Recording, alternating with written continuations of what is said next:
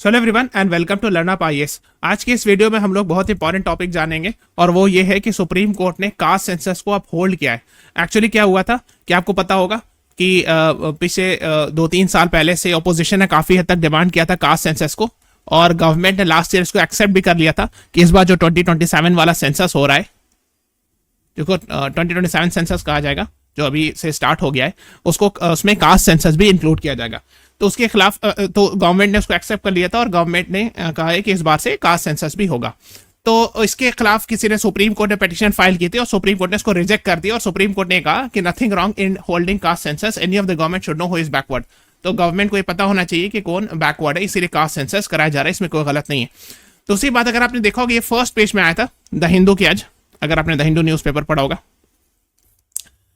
दूसरी बात यह है कि इस तरह की न्यूज आपने देखा होगा, supreme court dismisses petition to exclude caste enumeration from census 2027।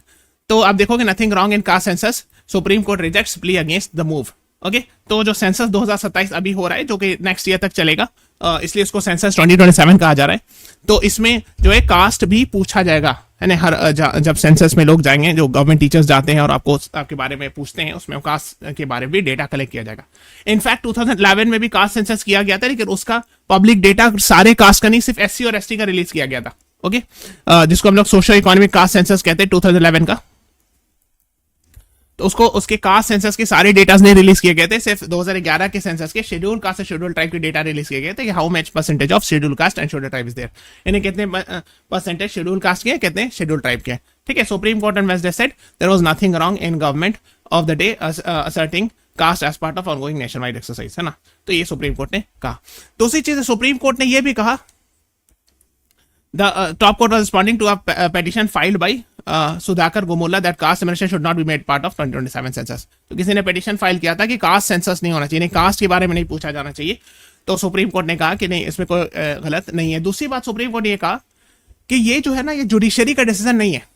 This issue exclusively comes with the policy domain. अब पॉलिसी डिसीजन जो होता है वो जनरली गवर्नमेंट का काम होता है ना, जैसे cabinet committee on political affairs had decided to include it last year, अप्रैल 2025 में cabinet committee on political affairs ने डिसाइड किया था कि अप्रैल 2025 में कि कास्ट सेंसस भी होगा 2027 के सेंसस के साथ साथ, है ना।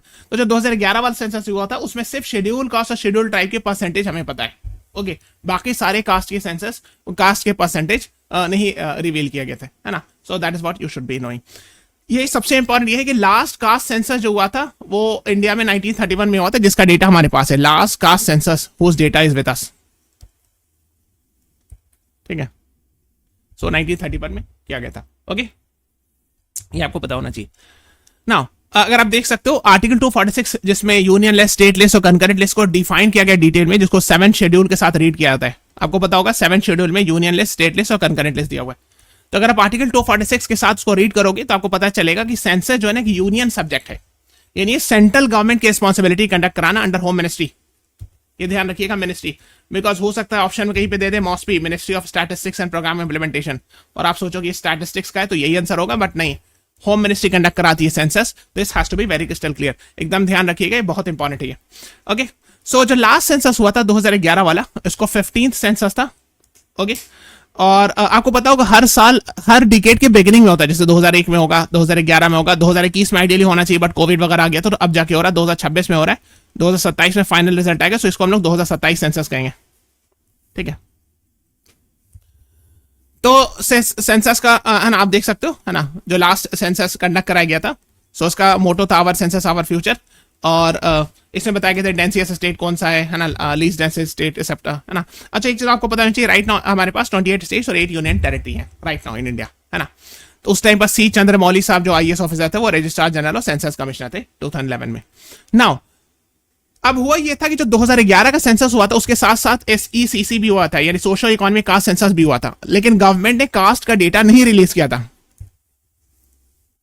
ओके, यानी डिटेल सारे ओबीसी के कास्ट के नंबर से, सिर्फ शेड्यूल कास्ट और शेड्यूल ट्राइब के परसेंटेज रिलीज किए गए थे।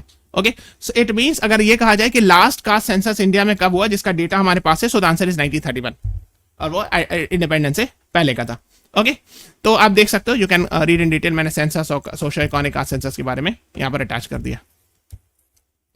नाउ जो नेक्स्ट जो दिस ईयर जो सेंसस हो रहा है, जो इस साल स्टार्ट किया गया 2027 का सेंसस, वो 2 फेज में हो रहा है। फर्स्ट जो है house listing and housing census हो रहा है, जो कि अप्रैल 2026 से स्टार्ट हुआ है।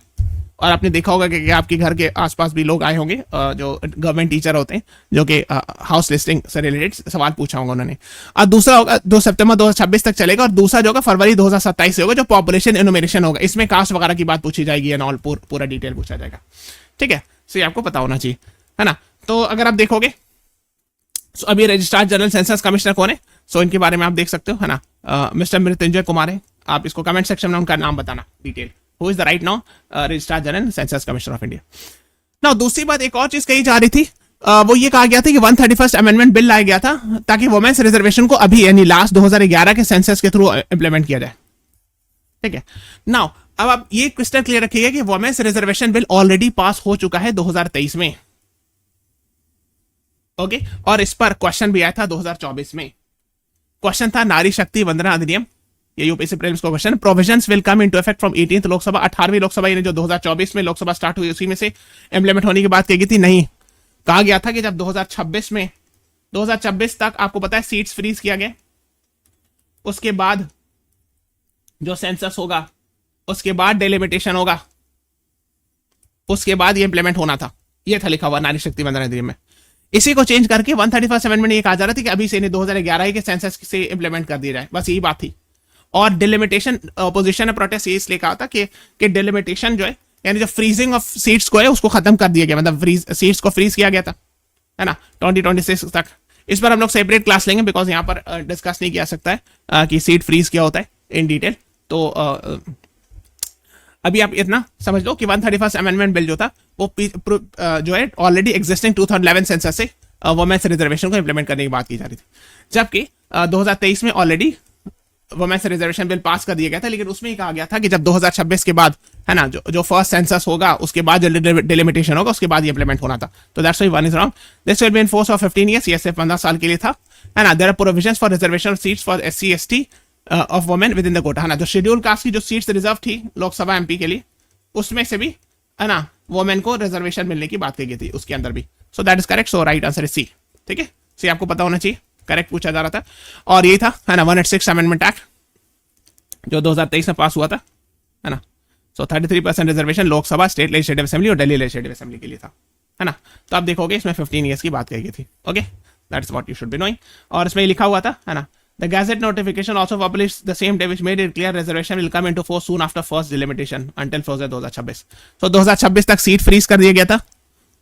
सीट फ्रीज करने का मतलब है कि जो सीट जो स्टेट्स को एलोकेट किया गया उसको चेंज नहीं किया गया था 2026 तक।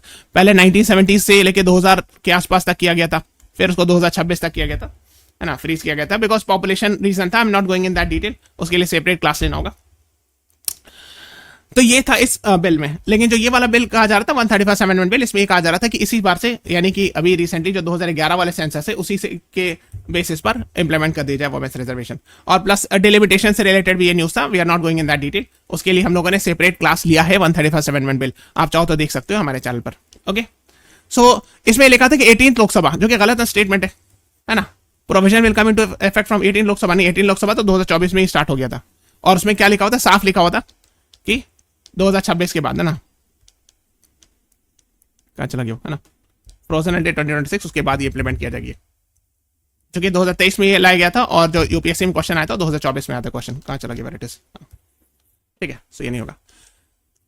Okay, about census let us talk something about census. तो सेंसस के बारे में जानते हैं। First complete census in India 1881 में हुआ था। उससे पहले 1872 में भी एक अटेम्प्ट लिया गया था, बट वो फर्स्ट सिंक्रोनस सेंसस नहीं था, यानी कंप्लीट पूरे इंडिया लेवल पर एक बार में एक पैरामीटर पर नहीं हुआ था। इसीलिए फर्स्ट सेंसस लॉर्ड मायो के जमाने में हुआ था। लेकिन फर्स्ट कंप्लीट या सिंक्रोनस सेंसस अगर पूछा जाए तो आंसर होगा 1881 में, है ना। और उस वक्त जो WC प्लॉडेन सेंसस कमिश्नर थे, आपको कमेंट से बताना है 1881 में उस टाइम पर गवर्नर जनरल ऑफ इंडिया कौन थे। It is very very important, ठीक है, कमेंट से बताइएगा। ठीक है, तो रजिस्ट्रार जनरल होते हैं, सेंसस कमिश्नर होते हैं, ये सब आपको पता होना चाहिए, ये लोग मिलकर के। अभी तो right now registrar general census commissioner एक ही आदमी है एंड अंडर होम मिनिस्ट्री, और इनके अंदर एक्चुअली सेंसस होता है इंडिया में। ठीक है, right now mister Mrityunjay Kumar Narayanan, UP cadre IAS officer, is the registrar general and census commissioner of India. ठीक है, ओके। फर्स्ट सिंक्रोनस सेंसस हमने बता दिया 1881 में हुआ था, है ना। जनरली हर 10 साल पर होता है, एंड अंडर सेंसस एक्ट 1948, लेकिन 2011 के बाद जो थोड़ा डिस्टर्ब हो गया 2021 की जगह अभी हो रहा है 2026-27 में, ठीक है। ये आपको क्रिस्टल क्लियर होना चाहिए, ओके। तो ये आप देख सकते हो ना, 1881 में सेंसस कमिश्नर थे W.C. प्लाउडेन, और लास्ट वाले थे C. चंद्रमौली, ठीक है, लास्ट सेंसस के सेंसस कमिश्नर, ठीक है। अगर आप जाओगे, अगर जो 131st अमेंडमेंट बिल वाला है, इसमें हम लोगों ने क्लास लिया है, जो मैंने आपको हल्का थोड़ा सा बताया, तो आप please subscribe to our channel, videos में जाना, नीचे स्क्रॉल डाउन करना, 131st अमेंडमेंट बिल पर डिटेल क्लास लिया, वहां मैंने बताया है डिटेल में कि अबाउट वुमेन्स रिजर्वेशन बिल और डिलिमिटेशन एटसेट्रा, ठीक है। So please subscribe to our channel, press the like button, subscribe करने के लिए से बोले कि हम लोग और भी वीडियोस लाते रहेंगे, सो आप लोग को बहुत बेनिफिट होता रहेगा। So thank you everyone, thanks for watching, have a nice day.